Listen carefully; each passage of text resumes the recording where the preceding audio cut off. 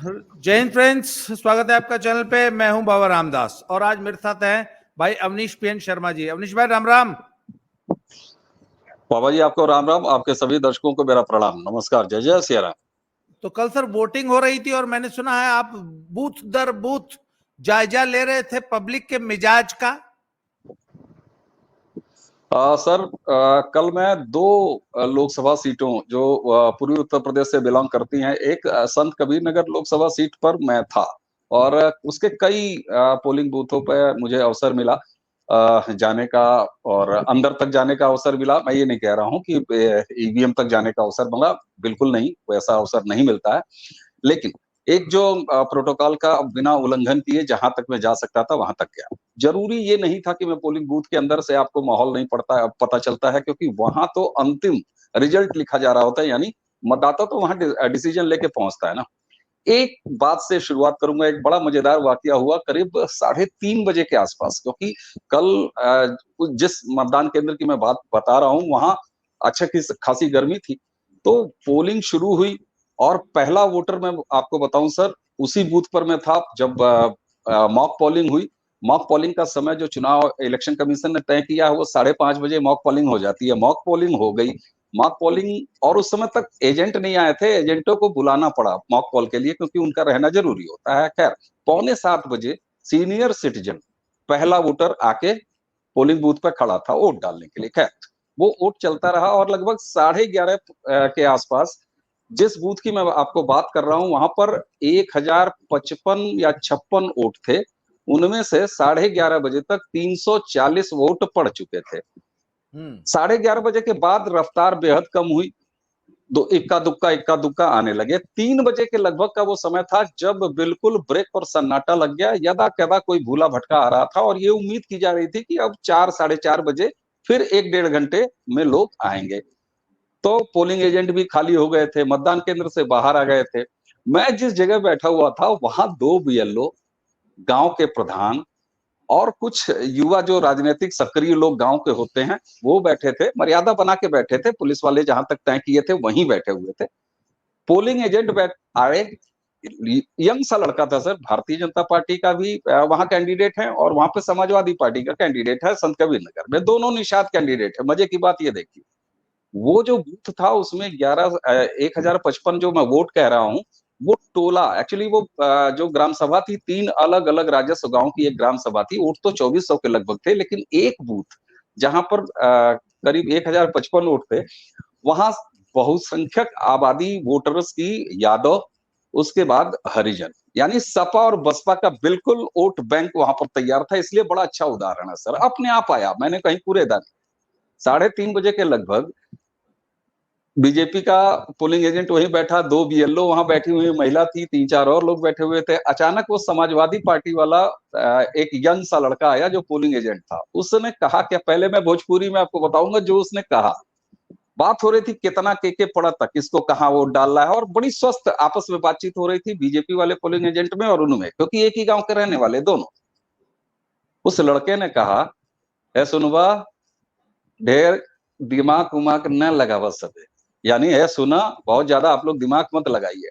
हमनों में से, यानी यादव जी लोगों में से भी जौन पढ़लका लिखलका बाटे तो सब मोदिया कोट दिहल है। यानी यादव वर्ग में हमारे गांव में जो पढ़े लिखे हैं वो सब मोदी जी को वोट दिए हैं। ध्यान रखिएगा, यहाँ से प्रवीण निषाद भारतीय जनता पार्टी के एग्जिस्टिंग सांसद वो कैंडिडेट हैं। प्रवीण निषाद का नाम उसने नहीं लिया, उस लड़के ने। ये बेहद जरूरी है। जब मैं आपको लगातार फील्ड से ये बताता रहा बाबा जी पहले के वीडियो में भी कि यह एक ऐसा चुनाव है जो नरेंद्र मोदी और उनको वोटरों के बीच में है, उसके बीच में किसी की जगह नहीं है, प्रत्याशी की भी जगह नहीं है। कल इसमें दो चीज पता चला कि जो एजुकेटेड यंग और ऐसा वोटर है जो चीजों को समझता है, जो नेताजी के उस पूरे खानदानी विरासत को अब बहुत ज्यादा ढोना नहीं चाहता। नेताजी जब मैं कह रहा हूं तो नेताजी समाजवादी पार्टी के लिए मुलायम सिंह यादव जी हैं। आपको ध्यान होगा एक बार नेताजी सुभाष चंद्र बोस जी का जन्मदिन था और मुलायम सिंह नेताजी का केक काट दिया था उत्तर प्रदेश में समाजवादियों ने, ये समझ के, क्योंकि उनके लिए नेताजी का मतलब है जी हाँ। मुलायम सिंह जी यादव। तो हाँ, हाँ। सर आपने भी प्रारब्ध के मंच पर हमारे साथी संदीप के साथ बात करते हुए जो कल के वीडियो में मैंने बड़े ध्यान से, मैं बाहर टहल रहा हूं इसलिए मैं वीडियो कम कर पा रहा हूं, सुन ज्यादा रहा हूं। आपने जो एक बेहद महत्वपूर्ण बात कही कि वो लेगेसी जो वोट बैंक की थी, जो जर खरीद गुलाम बना रखा था अपने जाति के लोगों को, ये नरेंद्र मोदी की अगुवाई में न सिर्फ जाति टूटी है, न इस देश के जनता से, वोटर से जाति बंधन टूटा है, वो पूरी पूरी हेजिमनी, मैं आपके शब्द कोट कर रहा हूं कल के वीडियो में प्रारंभ पर, कि वो पूरी हेजिमनी वो टूट के बिखर चुकी है। और वो लड़का खुद, बाद में मैंने उससे पूछा, मैंने कहा तुम कितना पढ़े लिखे हो, बिना लाग लपेट के कहा ऐसा बस चाचा, उसने चाचा कहा, मैंने मजाक भी किया, हमने कहा भैया कह दो यार, तो उसने कहा नहीं नहीं चाचा हवा, चाचा कहा हम 8 ले पढ़ ले हैं, यानी मैं सिर्फ 8 तक पढ़ा हूं। और उस बच्चे की ये रीडिंग थी, वो पॉलिटिकली एक्टिव था तभी तो पोलिंग एजेंट था सर। उस बच्चे की ये रीडिंग थी कि हमारे में से भी जो पढ़े लिखे लोग हैं उन्होंने मोदी को वोट दिया है। दूसरी चीज आपको बताऊं, चूंकि वहां पर मैंने कहा कि हरिजन भी वोट बहुत ज्यादा थे, वहां से बसपा के वोटरों से चुपके मैंने गली ओली में थोड़ा सा बात किया, उनको ये बहुत अच्छी तरह पता है सर कि ये चुनाव बहन जी का नहीं है, ये चुनाव नरेंद्र मोदी का है। इसलिए उन्होंने ये तो नहीं किया, क्योंकि बहुत स्मार्ट हैं गांव की औरतें और खासतौर से गांव के जो मतदाता हैं, उन्होंने बताया नहीं किसको वोट दिया, बस एक शब्द बोल के रह गए, बहन जी के चुनाव आई तब देखल जाई ना। फिर मैंने कुरेदा कि अभी क्या देखा आपने, अरे अभी तो राशन पताई देखली है, खाना वाना मिलत बा, राशन पताई मिलत, मोदी जी देता टे, ए तेलो देता टे, दलियो देता टे, हाँ मसाले भर नहीं देता टे, प्याज आलू नहीं देता टे, बाकी सब देता टे। इससे आप अंदाजा लगा लीजिए, एक तरफ उनका बसपाई वोटरों का, परंपरागत वोटरों का ये कहना कि यह चुनाव बहन जी का नहीं है, यानी साफ करता है कि ये चुनाव किसका है। और तब वहीं आके मेरी बात ये सिद्ध हो जाती है सर, मैं क्लेम बहुत कम करता हूं विनम्रता के साथ, जब मैं ये कहता हूं कि नरेंद्र मोदी के समय में 2014 से एक जन जागरण अभियान मतदाता के एंड पर यह हुआ है, एक बहुत बड़ी शिक्षा जागरण वहां तक पहुंचा है कि किस तरीके से विधानसभा में वोट किया जाए और किस तरह से लोकसभा में वोट किया जाए। इसीलिए जब लोकसभा की बात आती है तो वहां पर मोदी की गारंटी और सीधे मोदी से कनेक्ट काम आता है, वहां भारतीय जनता पार्टी का उम्मीदवार भी काम नहीं आता। जबकि विधानसभा में जब आते हैं तो यही पढ़ा लिखा वो जो पोलिंग एजेंट ने कहा था यादव, वो भी जाके वहीं खड़े हो जाते हैं। अगर नहीं खड़े होंगे तो विधानसभा का आप रिजल्ट देख लीजिए, अखिलेश यादव विधान परिषद में, विधानसभा इलेक्शन में ठीक करेंगे, पिछले चुनाव में उन्होंने ठीक किया है, ऐसा नहीं है, लेकिन लोकसभा चुनाव में ये स्थिति है जो मैं आपको ग्राउंड की बता रहा हूं। कल मुझे भी ना सारा दिन मैं हरियाणा के विभिन्न 10 लोकसभा क्षेत्रों से और दिल्ली के 7 लोकसभा क्षेत्रों से मुझे सारा दिन फीडबैक आते रहे। मैं कल सारा दिन मैंने अपना समय फोन पे बिताया और मुझे सैकड़ों फोन आए, मतलब मैं फोन सुन सुन के मेरा कान गर्म हो गया। और सब नितांत अनजान लोगों के फोन आते थे मुझे। सर मुझे एक बात नहीं समझ में आता, एक वर्ड होता है honeymoon period. Sir honeymoon period हमारे आपके जीवन में भी रहा, कितना लंबा चलेगा भाई? महीना, 2 महीना, 6 महीना, साल, 2 साल, 5 साल। 5 साल में तो लोकसभा विधानसभा की मियाद खत्म हो जाती है, नई लोकसभा विधानसभा आ गई, वो भी खत्म हो गई, अब तो तीसरी लोकसभा है। सर मैं बड़ा, मतलब it is a matter of pride, it is a matter to be proud of, बड़ा इमोशनल मैटर है कि क्या बात है कि जनता का मोदी के साथ हनीमून खत्म ही नहीं हो रहा। सर आज से 10 साल पहले जब 2014 का चुनाव हुआ था, तब हम लोगों को लोग बताया करते थे कि हमें तो लोकल कैंडिडेट का नाम नहीं मालूम, वोट मोदी के नाम पे पड़ा है। मैं एक बार एक बहुत रिमोट, मतलब सचमुच इतना रिमोट एरिया में चला गया था जहां से बाइक खड़ी करके पगडंडियों पे करीब 1 घंटा पैदल चले थे तो हिमाचल का एक गांव आया था। वहां पे एक किसान के घर में सोए थे। वो ट्रैकिंग टाइप, बाइकिंग के बाद ट्रैकिंग टाइप का एक्सपेडिशन था। मतलब अब उससे ज्यादा रिमोट। मैंने पूछा कि तुम लोग वोट कैसे देने जाते हो? बोला वो यहाँ से करीब थोड़ी दूर पे कोई 4-5 घरों की एक बस्ती है, वहां पे बूथ बनता है। मैंने कहा कुल कितने वोटर हैं? कहते 20 वोटर के लिए इलेक्शन कमीशन बूथ बनाता है, 20 वोटर के लिए। खच्चर पे लाद के पूरी पोलिंग पार्टी जो है सामान लेके आती है। वहां हम लोग गए थे। तो मैंने पूछा वोट किसको दिए थे? तो कैंडिडेट का नाम वाकई उस बेचारे किसान को पता नहीं था। उसने बोला वोट मोदी को दिया था। ये 10 साल पुरानी बात है सर। मैं इस बार हरियाणा की बहुत सी सीटों पे ऐसा हुआ है। जब दिल्ली, अच्छा दिल्ली में तो एक को छोड़ के भाजपा के सारे कैंडिडेट नए हैं। हम लोग को, मुझे खुद नहीं मालूम था कि कौन कौन कौन कौन चुनाव लड़ रहा है। तो दिल्ली से बहुत से लोग, मैंने कहा वोट, बोला हाँ। बोला कैंडिडेट कौन? तो बोला यार वो याद नहीं है, कैंडिडेट याद, नाम याद नहीं है। बहुत कोशिश करने पे भी नाम याद नहीं आया। मुझे अभी भी नाम याद है, हालांकि बाद में मैंने पता लगाया, फिर भूल गया हूं मैं। तो मैंने पूछा, मैंने कहा, कहता है पब्लिक आज भी मोदी के नाम पे वोट दे रही। अच्छा, दूसरी एक ऑब्जर्वेशन, दूसरी बात, भाई आमतौर पर ये माना जाता है, ये एक पॉलिटिकल विजडम है कि हरियाणा का जाट जो है वो एंटी बीजेपी, एंटी मोदी रहता है। और वो सर, नजफगढ़ गांव है दिल्ली में, आउटर दिल्ली में, और ज्यादातर लोग आउटर दिल्ली में रोहतक साइड के ही रहने वाले हैं, रोहतक के बहुत से हैं। और 90% जाट हैं नजफगढ़ के। और उन जाटों का 90% वोट कल बीजेपी को पड़ा। कहने को जाट जो है बीजेपी के खिलाफ है। नजफगढ़ में जाटों का 90% वोट मोदी को पड़ रहा है। तो सर ये मुझे एक बात बताइए,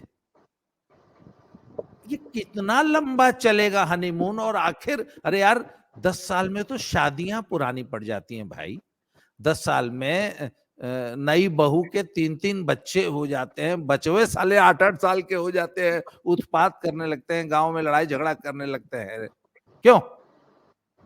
बिल्कुल सर, देखिए ऐसा है ना, हाँ, आपने अच्छा रूपक गढ़ा हनीमून वाला, क्योंकि ये बड़ा प्रचलित टर्म है। और राजनीतिक जब विश्लेषण होता है सरकारों का, तो पहला 6 महीना हनीमून पीरियड हम लोग पुराने विश्लेषकों से सुनते चले आए हैं कि अरे भाई अभी तो 6 महीना सरकार का हनीमून पीरियड होता है, ठीक है।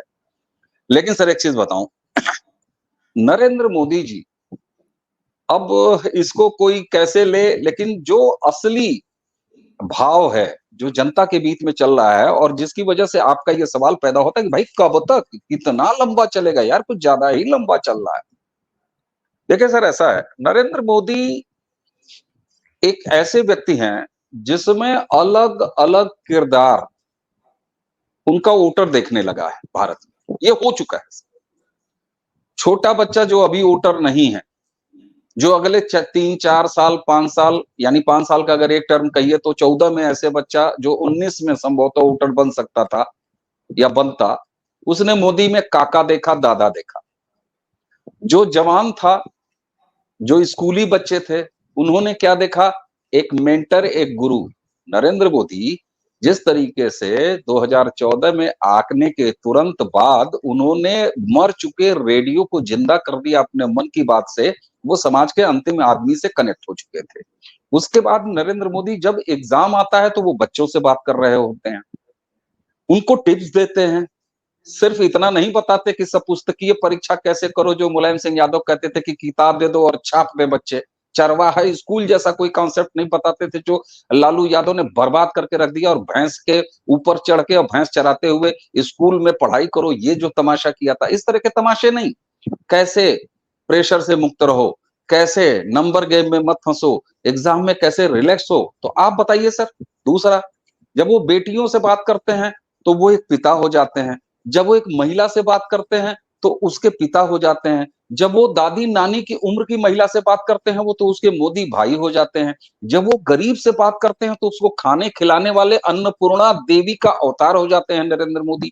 जब वो देश के सैनिक से बात करते हैं तो फील्ड कैप लगा के अपनी दिवालियां सेना के साथ मनाने वाले नरेंद्र मोदी वो बहादुर फ्रंटलाइन सोल्जर बन के सामने आ जाते हैं। जब वो एक प्रबुद्ध व्यक्ति से बात करते हैं तब वो फिलोसफिकल नरेंद्र मोदी हो जाते हैं। सर, यही कारण है कि ये जो नरेंद्र मोदी और उनके वोटर के बीच का दाम्पत्य लगातार चल रहा है और लगातार मजबूत होता जा रहा है। आपकी बात बिल्कुल सही है सर, कह रहे भाई इतना दिन में तभी वो पुरान हो जाला।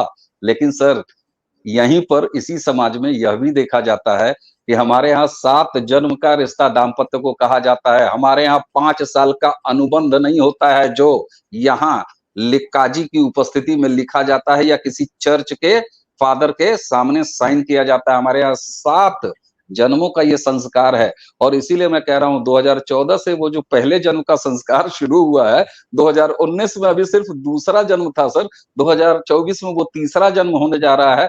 अब यहाँ तो मात खाएंगे नरेंद्र मोदी जी की, उनकी उम्र हो जाएगी, लेकिन ये 7 जन्मों का गठबंधन जो नरेंद्र मोदी और उनके वोटर और जनता के बीच में बन गया है सर, जो वोट दे पाने की स्थिति में नहीं है वो अभी नरेंद्र मोदी के साथ कनेक्टेड है। जो वोट दे रहा है वो अभी नरेंद्र मोदी के साथ कनेक्टेड है। जो अभी 5 साल के बाद वोटर बनेगा वो अभी नरेंद्र मोदी के साथ कनेक्टेड है।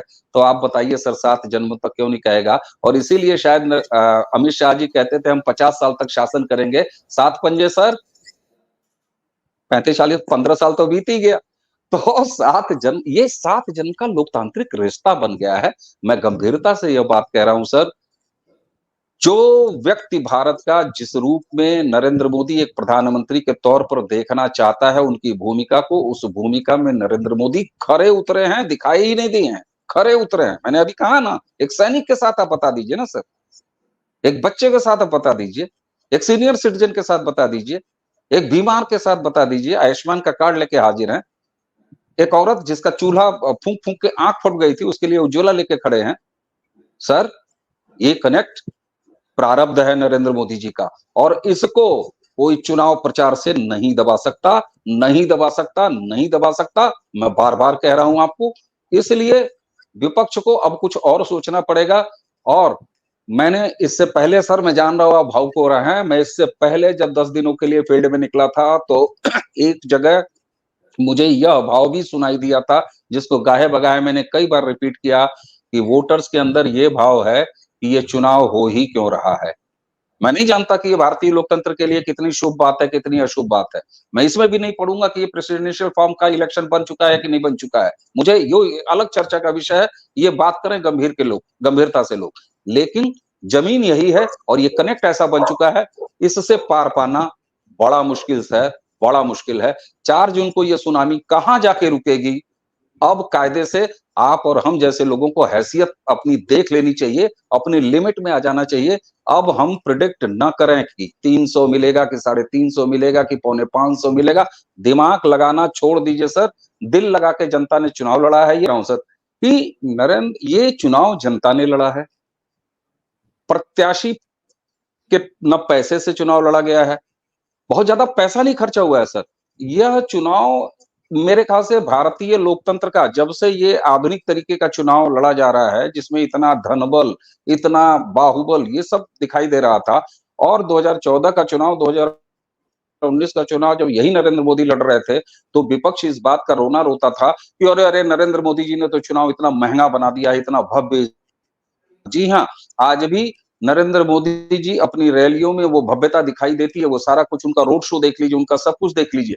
लेकिन उसके अलावा प्रत्याशियों के स्तर पर, फील्ड के स्तर पर बहुत ही सस्ते में यह चुनाव लड़ा जा रहा है। खुद भारतीय जनता पार्टी के प्रत्याशी बहुत ज्यादा पैसा नहीं लगा रहे हैं और पार्टी फंड में रिवेल कर रहा हूं, ये पार्टी के अंदर की बात है, सूत्रों आधारित। चलिए, अगर मुझे पता है तो मैं इसको ब्रेक कर रहा हूं आपके चैनल पर कि यह वह एक उन चुनाव में से है जिसमें कम से कम भारतीय जनता पार्टी ने अपने किसी प्रत्याशी को पार्टी फंड से एक चवन्नी नहीं दिया है चुनाव लड़ने के लिए।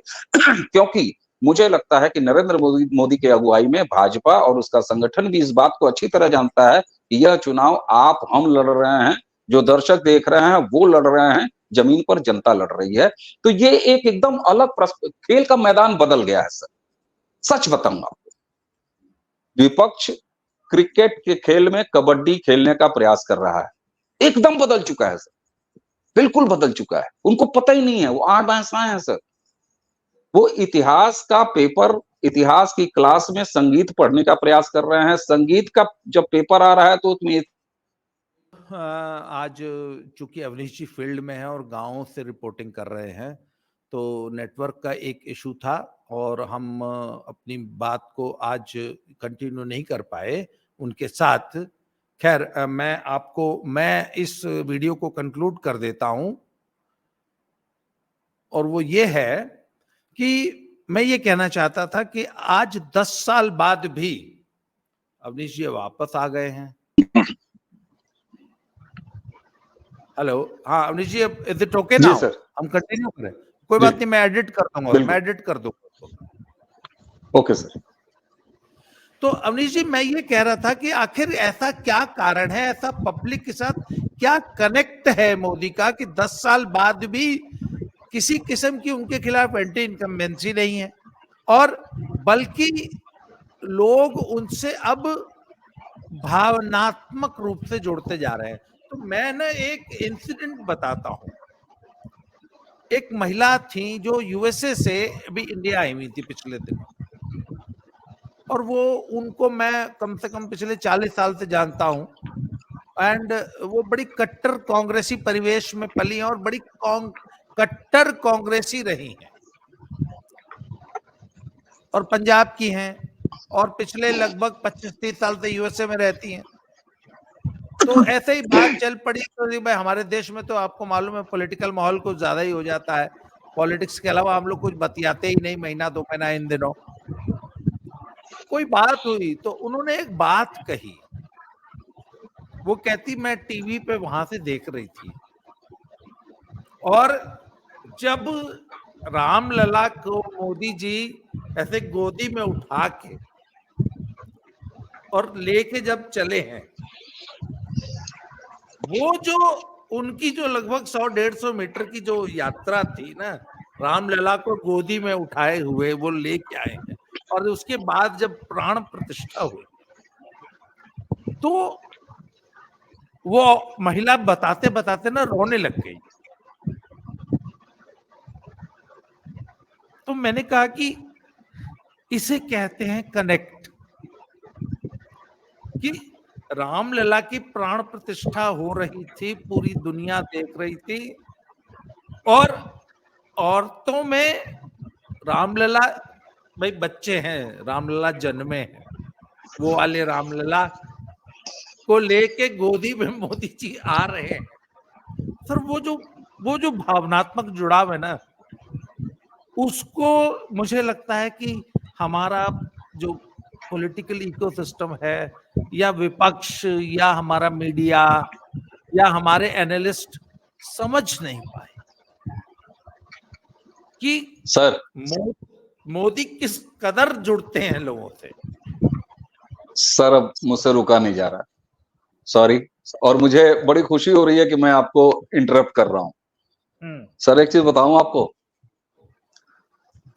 यही वो तमाम राजनीतिक ज्ञानी लोग हैं ना, ये पाखंडी जितने शुद्धतावादी हैं, यही वो लोग हैं जो कहते थे कि धर्म निजी विषय है, धर्म को राजनीति में मत लाइए।